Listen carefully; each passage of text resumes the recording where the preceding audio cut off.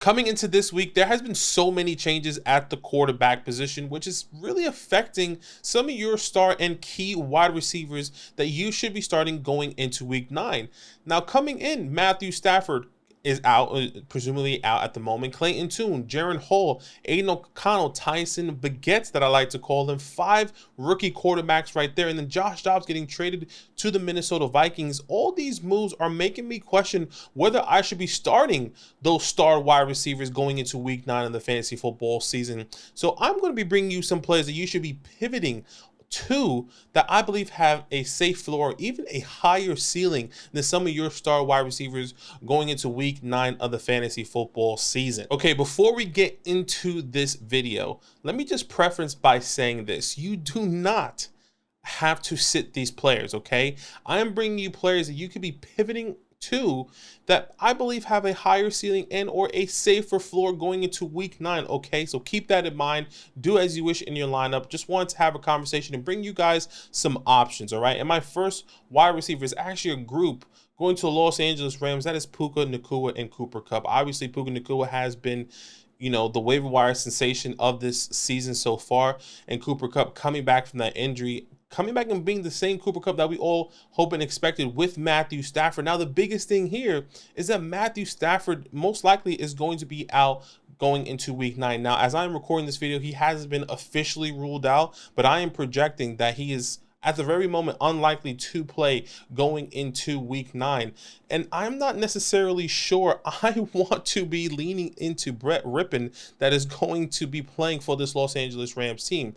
Now, they are playing the Green Bay Packers away, and Brett Rippon has seen some little highlights in the past, but nothing that I personally want to lean on from both of my wide receiver ones. And if I have other options right now, if there's other people that I can pivot to, and maybe a win now week that is for you, and if you are a win now team, maybe you are, I don't know, 7-1, 6-2. Maybe you can start him and hope that that floor that he can get, you know, Puka and Cooper Kupp, maybe he gets you 8 points. Maybe they find the end zone with some luck. But if I am in a win now desperation type of play going into week 9, I'm going to be pivoting to the following players you can probably already see on your screen here, okay? And you can see, right, Chris Olave, Mike Evans, Garrett Wilson, who has a amazing matchup versus the Los Angeles Chargers, Zay Flowers, Amari Cooper, Terry McLaurin, Michael Pittman, DK Metcalf. Honestly, the list goes on. I mean, Rashee Rice, who also is going to be going to a high-powered offense, versus a high-powered offense in the Miami Dolphins in Germany. I would rather start Rashee Rice, George Pickens as well, if Kenny Pickett is going to play against the Tennessee Titans, who also give up a lot of points to the wide receiver position. So keep that in mind. And if you are feeling a little risky, I brought you a little bit of an extra list as well to go with this. Nico Collins, Josh Palmer, Gabe Davis, Jahan Dotson, Michael Thomas, Romeo Doubs, and Demario Douglas. Now, once again, I am not starting those guys over Puka and Cooper Kupp.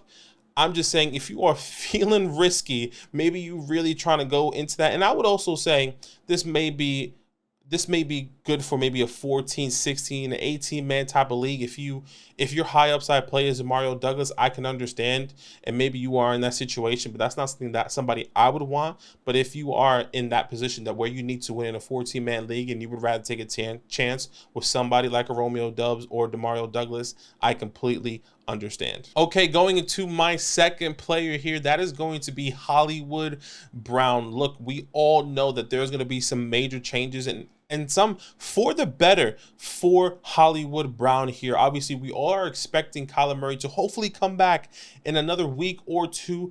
At the very moment, what we do know is that Clayton Tune is going to be starting and Joshua Dobbs gets traded to the Minnesota Vikings. So this, you know, safe floor that we are seeing from Hollywood Brown at the moment. I mean, at the moment, he has been averaging over 14 fantasy points per game, which is really exciting. And when you did draft him, you probably weren't expecting that with Josh Dobbs and or Clayton Tune coming into the season. Now Clayton Tune getting his first game to start versus the Cleveland Browns, who currently give up the 5th least amount of points to the wide receiver position. Granted, these past 2 games for the Cleveland Browns have been a little bit of duds with, you know, the Colts, with the Seahawks, but there is no way in my belief that I believe that Clayton Tune can deal it up against the Cleveland Browns defense in his first career start in the NFL coming into week 9. There's no way that I truly believe that, and this is exactly why I'm going to be pivoting off of Hollywood Brown just for this week, because I am truly believing that Kyler Murray is going to come back, and then honestly, he can surprisingly finish as a top 15 wide receiver. He's currently wide receiver 21 at the moment. And if he has maybe a 7-point game this week, and then, Kyler Murray comes back for the rest of the season for the next 8 games in week 10, he can easily be a top 15, even top 10 wide receiver going into the rest of the fantasy football season. Here are some players that I'm going to be pivoting to. Some of these names may be repeated, but there are some new names here. Obviously, you can see Garrett Wilson, Zay Flowers, Amari Cooper. I also added DeAndre Hopkins on Thursday night, right? I think DeAndre Hopkins does have a good high upside with Will Levis coming into this week. Same thing as a Chris Godwin as well. I do believe has been seeing more consistency, which I really like. Rashee Rice, as I spoke about, and a George Pickens as well. You can see the rest. I think another player that I do want to highlight here is Josh Downs. Josh Downs also has a phenomenal matchup, and I really think he can really be utilized in this for this week over Hollywood Brown playing the Carolina Panthers.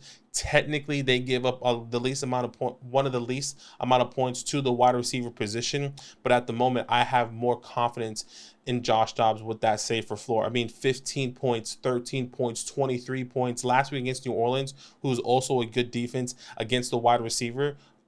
In fantasy points that are given, over 14 fantasy points, caught 7 out of 9 targets this past week against New Orleans. I think he can easily do that against the Carolina Panthers coming into week 9. And like I said earlier in like my other take with Puka and Cooper Kupp, feeling risky. If you want to go deeper, maybe you in a deeper league. Very similar names as the other one: Nico Collins, Josh Palmer, Gabe Davis, Jahan Dotson, all the same guys. But I do feel confident in starting Josh Dobbs over all those feeling risky guys. I think the one that I will say there's an exception will probably be Nico Collins coming into this week, but Josh Dobbs, a good, phenomenal player that you can pivot off of if you do have, or pivot to, if you do have a Hollywood Brown. Okay, my next player on this list is Jordan Addison. Coming into this week, we all know his situation. Kirk Cousins goes down with that Achilles tear. He is out for the rest of the season. Then this team goes out and trades for Josh Dobbs right before the trade deadline, and he looks like he is going to be the starting quarterback, not this week going into week 9, for I would say at least maybe week 10 or 11, and even further down the road. So this week specifically for Jordan Addison, I'm willing to pivot off of a lot of the players. Obviously, you could probably already see on your screen. I just don't trust in Jaren Hall. I don't think anyone does, and I don't think you should be starting him with the expectation that he can hopefully give you, even 7 to 5 points. If he does do that, that is great. That is phenomenal. He's playing the Atlanta Falcons. You can already envision A.J. Terrell going against Jordan Addison and taking advantage of Jaren Hall. Now, maybe he's going to be peppering somebody, and that person that I expect him to pepper is going to be T.J. Hawkinson, more of a safety blanket at the middle of the field. They want to not give him too many hard and difficult throws to go into this game. So that is going to be very interesting coming into this week. And you can obviously see the names all very similar, all very in the same boat. I think people that a lot of people are questioning still is probably a Josh Dobbs, maybe a Tyler Lockett, a Deontay Johnson. If you have a Deontay Johnson on Thursday night and you have a Jordan Addison, I am starting Deontay Johnson over him. Same thing with DeAndre Hopkins, Chris Godwin, Rashee Rice. And going down a little bit further here in the feeling risky section, you can see that I've also added Tank Dell and Brandon Cooks. Both of these guys have some interesting matchups that they may need to be utilized going into week 9. So definitely keep that in mind. Jordan Addison, somebody I want to pivot off of going into week 9. All right, my next wide receiver on this list going to the Chicago Bears. That is DJ Moore. I definitely want to pivot off of DJ Moore coming into this week. And Tyson Baguette, that I like to call him here, Badgent, that I like to call him here is, look, we have to understand that it's not going to be the same for DJ Moore until Justin Fields come back. And at the moment, we actually don't know how long Justin Fields is going to be away. Right now, he's still not participating, not practicing going into this week, So that means he's probably going to be out for this week in week 9. Hopefully he does come back in week 10. at this moment, I do want to sit DJ Moore and pivot to some of these other players. Now, DJ Moore has been okay. He hasn't been amazing. You know, since Tyson has started, he's been averaging 11.5 fantasy points. Week 7, over 13 fantasy points, called 8 out of 9 targets, which was great. Right, that was the blowout game for the Bears. Then you go to the Los Angeles Chargers there on Monday Night Football, Monday night or Sunday Night Football, whichever one. Correct me if I'm wrong. Caught 4 out of 6 targets, just under 10 fantasy points. Now, once again, it's not terrible. I don't think this is the end of the world, but I think we all know that there are some better opportunities when we think of DJ Moore and maybe some other players you can pivot to. And with Justin Fields, he was averaging nearly double 20 fantasy points per game. So that's a significant drop when you think of the points that you may need if you are in a win now scenario. You need to win out. You know, maybe you're 2-6 or maybe you're 2-6 or 1-7. I don't know, whatever the case may be. You need to win out right now, and DJ Moore is just not working out for you because of the quarterback play. You might need to pivot going into week 9. You can see the following players already: Zay Flowers, Terry, Josh Downs, Deontay, DeAndre Hopkins, Chris Godwin. I also added Nico Collins into this list, and then Gabe Davis. Some of the things that Zach and I have been saying is that you want a piece, you want some skin in that Bills and Bengals game, and Gabe Davis could easily, you know, we saw him have pop up and go off in that game last week against the Tampa Bay Buccaneers. But what was interesting about Gabe Davis is how he was utilized in that game. Called 9 out of 12 targets, and they were intentional targets. They weren't these, okay, Gabe Davis got 4 catches. They were all for like 60 yards and he caught 2 touchdowns. No, he got intentional targets. You take that touchdown away from him, he still has a top week performance coming in from Gabe Davis. So that is something that we have to understand. And they are going to be spreading this ball around here against Cincinnati, who has been finding their stride, going to the jungle as well, playing at Cincinnati. These guys are going to have to score. So Gabe Davis is a high upside play coming into this week. And once again, similar names that you can pivot to if you are feeling risky: Josh Palmer, Jahan Dotson, who just came off a phenomenal game playing the New England Patriots as well. Michael Thomas. Now, he has a safer floor. Now, if you are in the middle of a pack team and maybe, I don't know, you're 5-3 or 4-4, whatever the case may be. However, your record is right now, you just need a safe floor play. Michael Thomas has been really safe right now coming into this year. He's been averaging 10 fantasy points per game, which is just exactly what you need at the flex position. So I would definitely play Michael Thomas if you need that safe floor option. All right, my last wide receiver on this list before I get into my running back. I only have one running back for you coming into week 9, and that is Jacobi Meyers. Jacobi Meyers currently wide receiver 20, and he was doing his thing. Now, we all know his situation has changed significantly recently. They get rid of Josh McDaniels, they get rid of the GM, and now they don't get rid of Jimmy G, but they bench Jimmy G, and they're going to go with Aiden O'Connell, which is going to be a little bit interesting because we all know and we love how Jimmy G peppers Jacobi Meyers, and we saw how he was kind of force-feeding Davante Adams. And I genuinely believe, and I haven't said this out loud as of yet, so I'm really interested if you are Raiders fans out there. I genuinely believe that they struggled because Jimmy G, they told him, like, yo, you need to give the ball to Davante. You need to go and give him every opportunity. He's open, which he was. But Jimmy G doesn't operate that way, and that's exactly why we saw Jacobi Meyers struggle, and we saw all those targets for Davante Adams. So, look, maybe that's just my own personal opinion. Just wanted to know what you guys think. But if you are in need of this week to pivot from Jacobi Meyers, and let me tell you why. With Aiden O'Connell, the one game that Aiden O'Connell did start, we saw that in week 4 against the Los Angeles Chargers. At the current moment, and still at that time, the Los Angeles Chargers give up the most amount of fantasy points to the wide receiver position, which makes sense for, someone like a Davante Adams, who went off, had one of his second biggest game of the season, caught 8 out of 13 targets, over 15 fantasy points. You know what Jacobi Meyers did that week? Had his worst fantasy outing, caught 2 out of 4 targets, under 6 fantasy points that week against Los Angeles Chargers, who currently give up the most points to the wide receiver position. I'm not necessarily sure if Aiden O'Connell is the same system quarterback for someone like a Jacobi Meyers. And I think he's going to have a step back. And I think this is a week where you need to wait and see how this offense is going to operate, how Antonio Pierce is going to handle this workload. Is he going to be more run focused? Is he going to be more peppering the targets to all of these wide receivers? And then we say, okay, we feel a little bit more comfortable. I'm not sure if you can start Jacobi Meyers with that same confidence that we had even before week 8 against Detroit. Even, since from weeks 1 to 7, he was a top 15 wide receiver. Now I think that is going to change.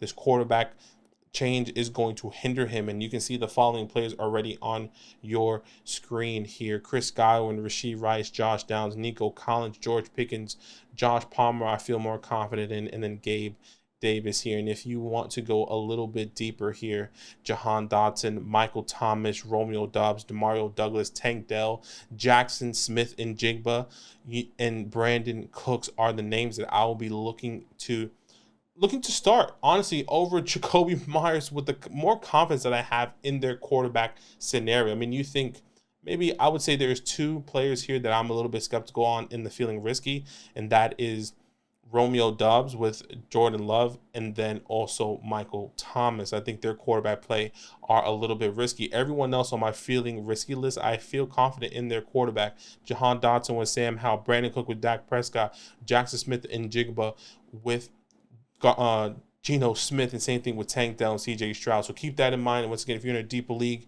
maybe the feeling risky section is for you. If not, the pivot players are just comfortable for you as well. All right, my last player on this list, and that is a running back. We're going to the Green Bay Packers. That is Aaron Jones. Look, currently RB 46 on the year. He has been struggling with the hamstring injury, and it's just not the same with Aaron Jones. He has been producing. He hasn't been doing exactly what we hoped for. And when he was, quote unquote, back from that hamstring injury in week 7 and in week 8, he didn't put up the numbers that we hoped for. Week 7, 36% of the snap share, only 8 attempts on the ground. He did get 5 targets, but didn't really do much with that, right? Only caught 3 out of 5 targets, only scored less than 9 fantasy points that week. Then he goes to Minnesota, or plays Minnesota, only 7 points that week. Still gets those targets. I mean, that's what really saves is those targets. And only 7 carries. Had less carries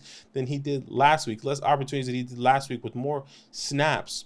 So this is what I'm concerned about. Until I know he is truly healthy, I don't know if I can be starting Aaron Jones coming into this week, and he is still questionable. He is still limited with this hamstring issue coming into week 9.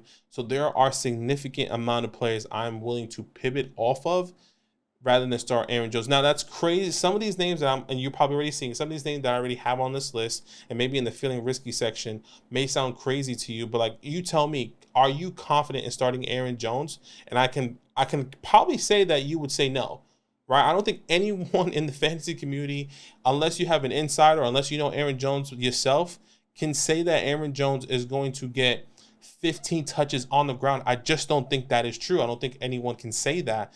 And I think with the players that I'm bringing here, like a Chuba Hubbard, who we saw have a good uptick, like a Gus Edwards, who has 2 back-to-back good weeks, Kareem Hunt, even Jerome Ford, that was struggling with that ankle injury, that I do believe has a better matchup coming in against the Arizona Cardinals. Darrell Henderson, Royce Freeman, Brian Robinson, Zach Moss, all these guys I know and I feel are probably going to get more than 12 attempts on the ground alone, and maybe some targets in the air.